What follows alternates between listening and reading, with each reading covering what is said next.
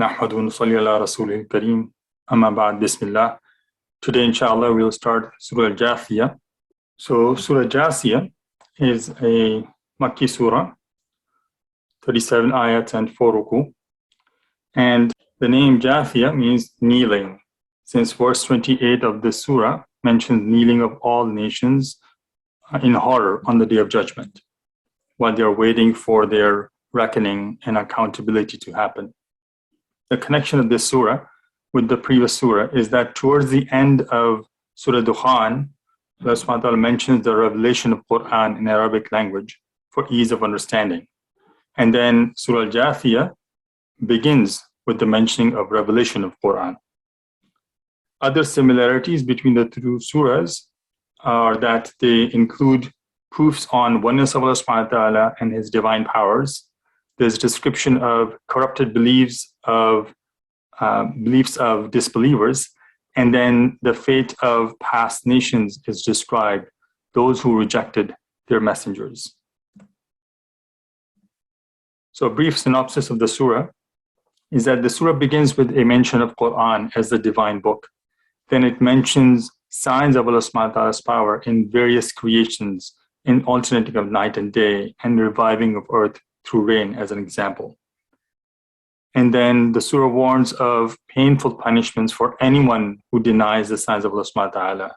It establishes the principle that benefits and harms of an action return to the doer of that action.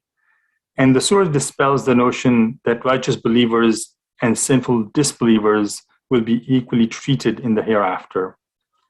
We also see some mention of horrors of reckoning for all nations on the Day of Judgment. Hence, they will be in that kneeling formation.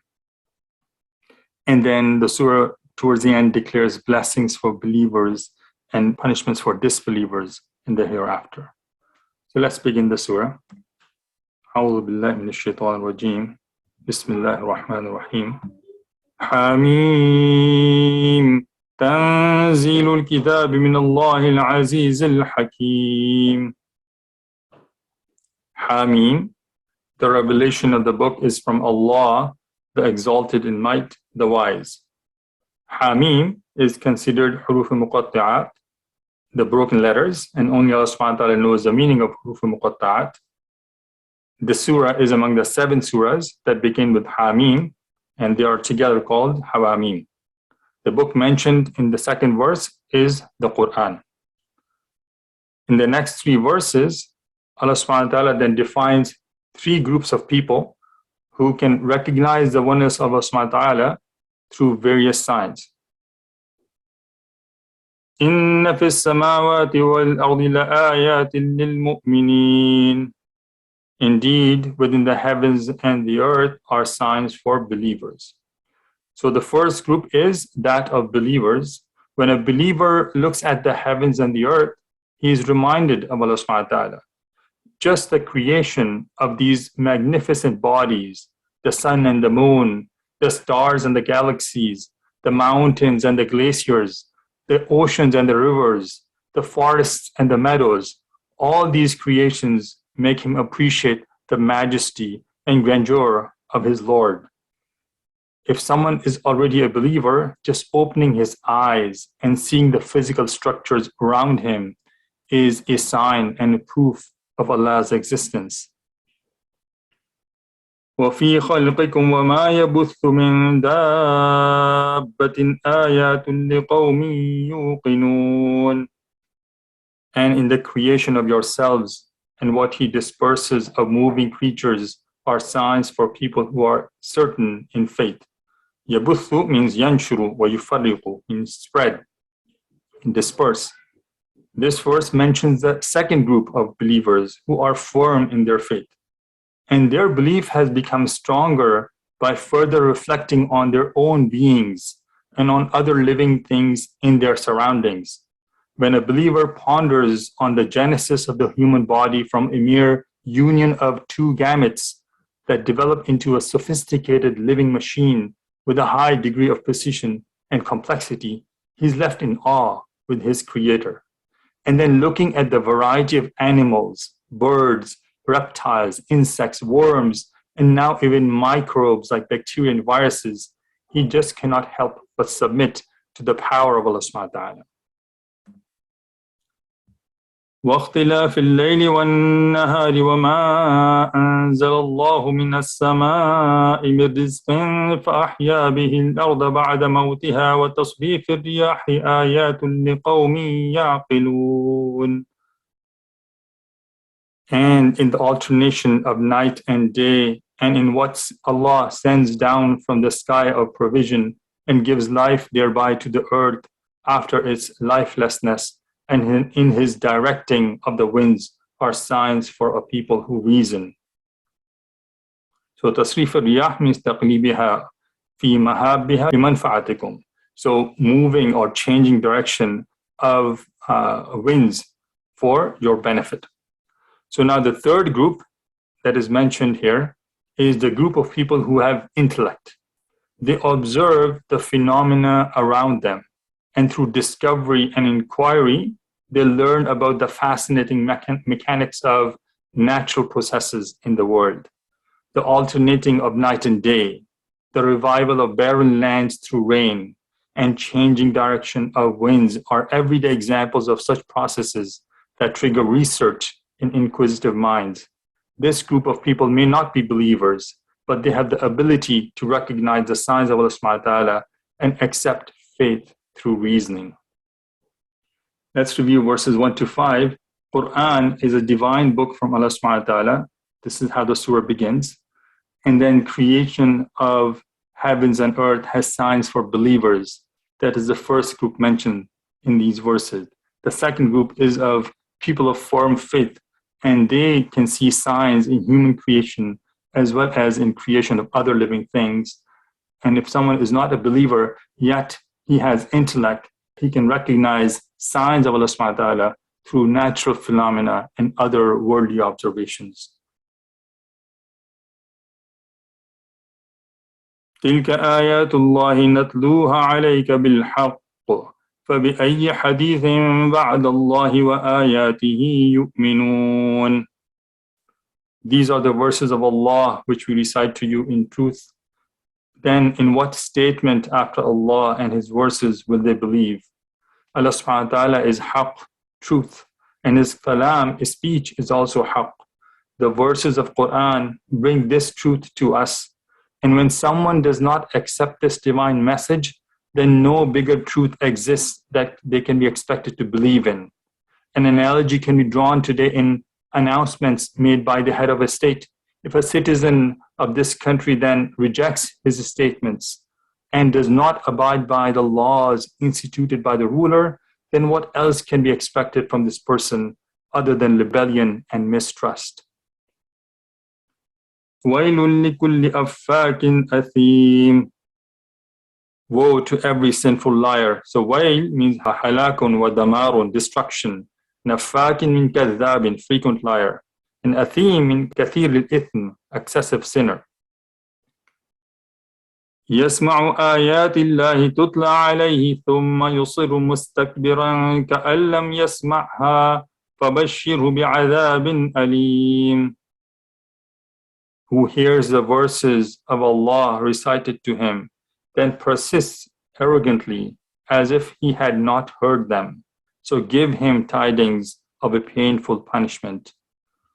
وَإِذَا عَلِمَ مِنْ آيَاتِنَا شَيْئًا اتَّخَذَهَا هُزُوًا أُولَٰئِكَ لَهُمْ عَذَابٌ مُهِينٌ. And when he knows anything of our verses, he takes them in ridicule. Those will have a humiliating punishment. So huzuwan means sukhriyatan, in ridicule.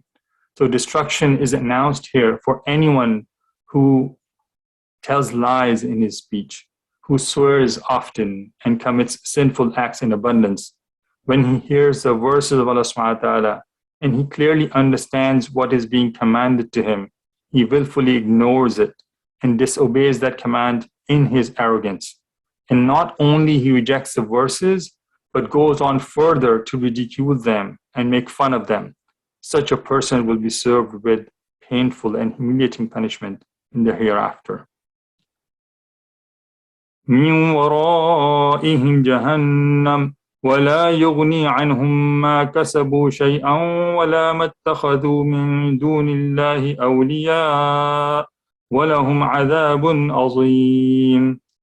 Before them is hell, and what they had earned will not avail them at all, nor what they had taken besides Allah as allies, and they will have a great punishment.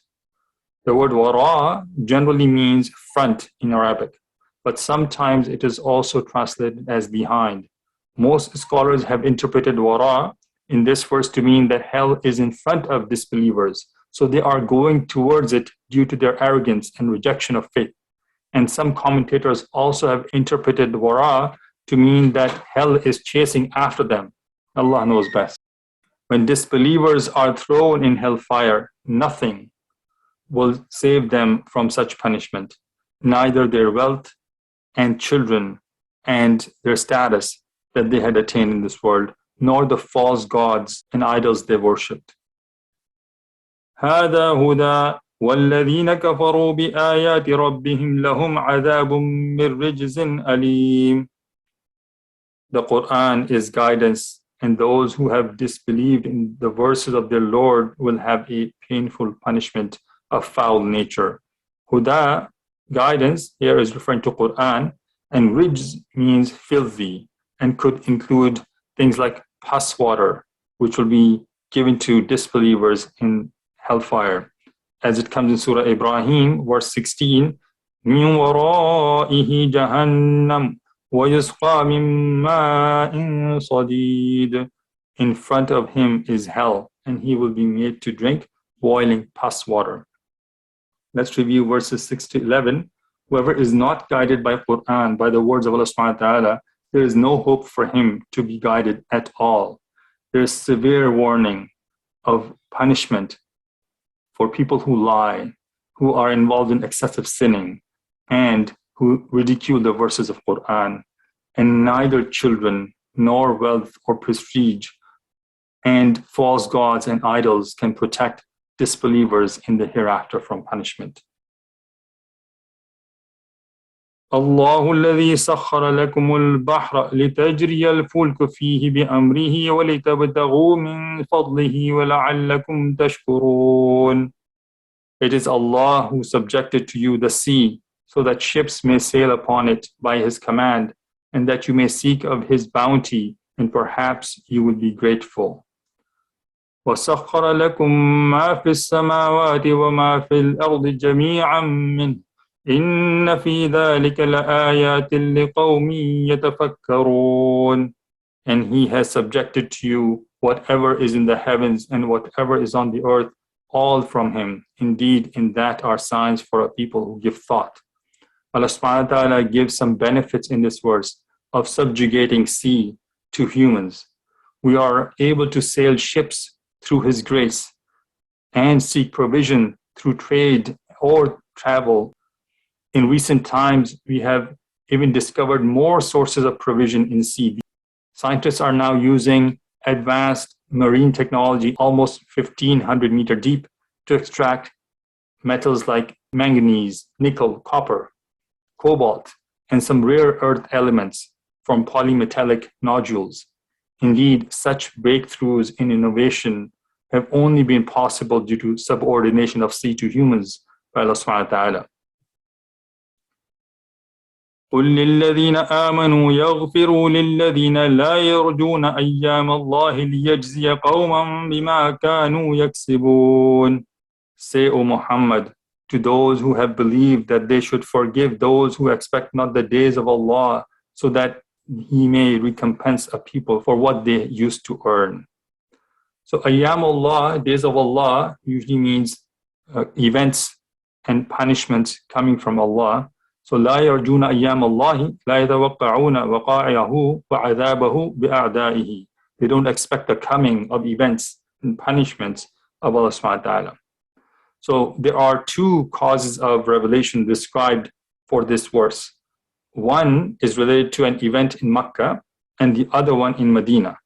So a pagan reviled Umar anhu in Makkah with some abusive language. And as he intended to take revenge, this verse came down to forgive disbelievers. And the other incident is when Abdullah bin Ubay, the leader of hypocrites, used profanity during the battle of Bani Mustaliq, and Umar took his sword. And as he was going towards Abdullah bin Ubay for retribution, this verse was revealed. So how do we reconcile these two narrations of two events happening in two different times and locations? Scholars explain that this could be interpreted by the principle of at-takraru fi nuzul ayat al-Quran, meaning the repetition of revelation of verses of Quran. So it could be that the first revelation happened in Mecca, but then Jibreel alayhi salam brought this verse again to Nabi sallallahu alaihi wasallam in Medina to advise that it also applies to the situation of Umar anhu wanting to take revenge from Abdullah bin Ubay when this happened in the battle of Bani Mustaliq. And Allah knows best. So the second part of the verse then says, لِيَجْزِيَ قَوْمًا بِمَا كَانُوا يَكْسِبُونَ. Even if the believers forgive the disbelievers in this life, Allah subhanahu wa ta'ala will still punish them for their evil deeds in the hereafter. مَنْ عَمِلَ صَالِحًا فَلِنَفْسِهِ وَمَنْ أَسَاءَ فَعَلَيْهَا ثُمَّ إِلَىٰ رَبِّكُمْ تُرْجَعُونَ. Whoever does a good deed, it is for himself, and whoever does evil, it is against the self. Then to your Lord you will be returned. Meaning, whatever we do in this world, whether good or evil, is for us to give account to Allah subhanahu wa ta'ala in the hereafter. And everyone will be responsible for their own deeds. You will not be questioned about the deed of others. Let's review verses 12 to 15. Allah subhanahu wa ta'ala has put many of His creations in service to humans so that we can take advantage and seek provision. Disbelievers will face punishment in the hereafter, even if they are forgiven by believers in this world. And everyone is accountable for their own actions. We'll stop here, inshallah. ربنا تقبل منا إنك أنت السميع العليم وتب علينا إنك أنت التواب الرحيم.